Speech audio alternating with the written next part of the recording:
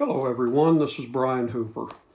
Wanted to come to you today and first wish you a wonderful Divine Mercy Sunday and a great Eastertide as we move forward in anticipation of all of you entering into full communion with the Catholic Church and receiving the sacraments, which will be done at first opportunity just as soon as the Archbishop feels like it's safe. We will come together and we'll have that wonderful celebration as you enter into the Catholic Church. Moving forward, I think it's extremely important, on the short term that we complete your Lent experience with the Discovery book. We stopped at lesson 4 and 5. What the RCI team has done is to record lesson 4 and 5 in Marion Hall, just like the first lessons were presented to you. We're going to do that by virtue of video.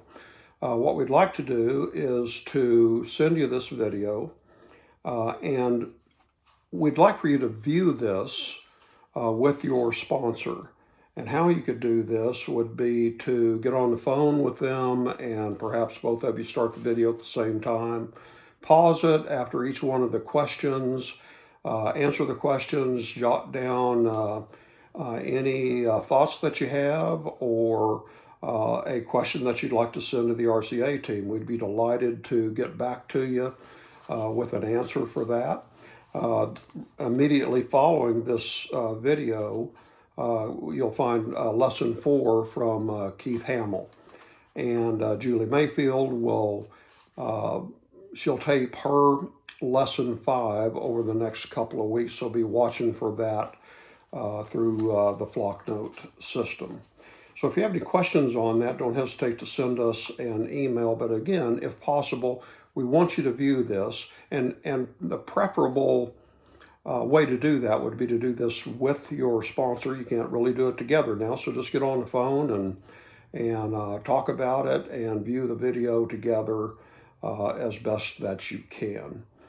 We're going through kind of a rough period right now, but I want you to know I've been thinking a lot about this and doing a lot of prayer toward, how we move forward and what should we do and how best to serve you as the elect, before we come together and you enter into the church.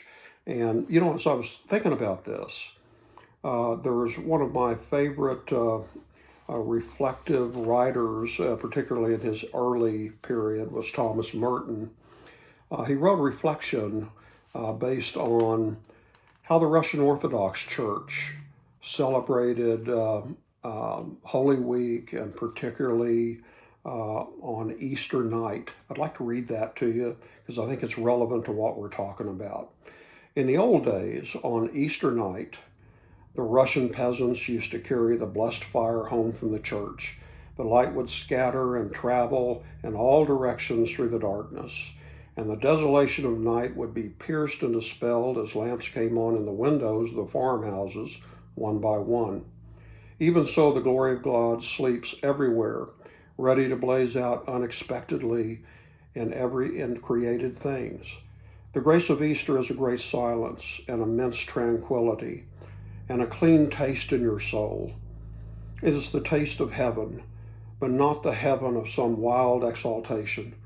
The Easter of the soul is not a riot and drunkenness of spirit, but a discovery of order above all order, a discovery of God and all things in Him.